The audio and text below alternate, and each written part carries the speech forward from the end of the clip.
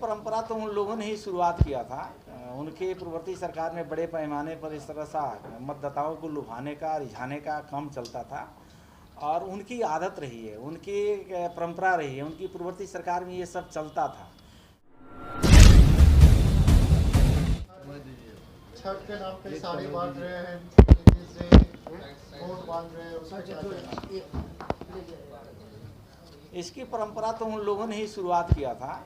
उनके पूर्ववर्ती सरकार में बड़े पैमाने पर इस तरह सा मतदाताओं को लुभाने का रिझाने का काम चलता था और उनकी आदत रही है, उनकी परंपरा रही है, उनकी पूर्ववर्ती सरकार में ये सब चलता था।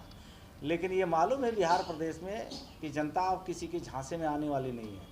मुझे बताने में आपको खुशी हो रही है कि जब उनके चेहरे को जनता ने नकार दिया तो अपने पिताजी को सहारा लिया, उनके पिताजी और पिता पुत्र को जनता नकार दिया, तो मेरे एनडीए गठबंधन के नेताओं को तस्वीर लगा करके और फर्जी मतदाताओं में बांट करके अपने आप को पक्ष में मत करने का उन्होंने आह्वान और अपील कर रहे हैं। तो आपके सामने अब उनके चेहरा को जनता नकार रही है तो एनडीए गठबंधन के नेताओं को चेहरा का सहारा लेना पड़ रहा है।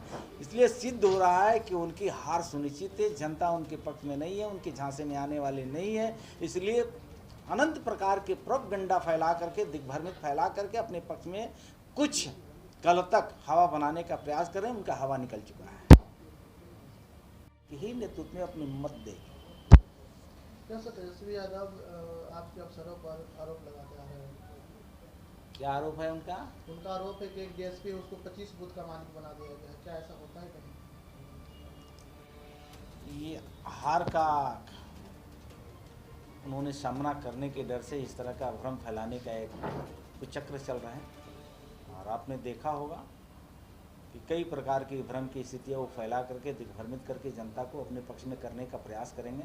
लेकिन बिहार की मतदाता जनमानस बहुत होशियार और समझदार है।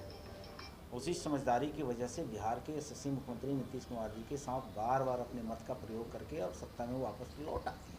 नहीं तो उनका चलता तो बार बार कहते हैं कि 15 अगस्त को ही उन्होंने सपना देखा था कि झंडा हम फहराएंगे।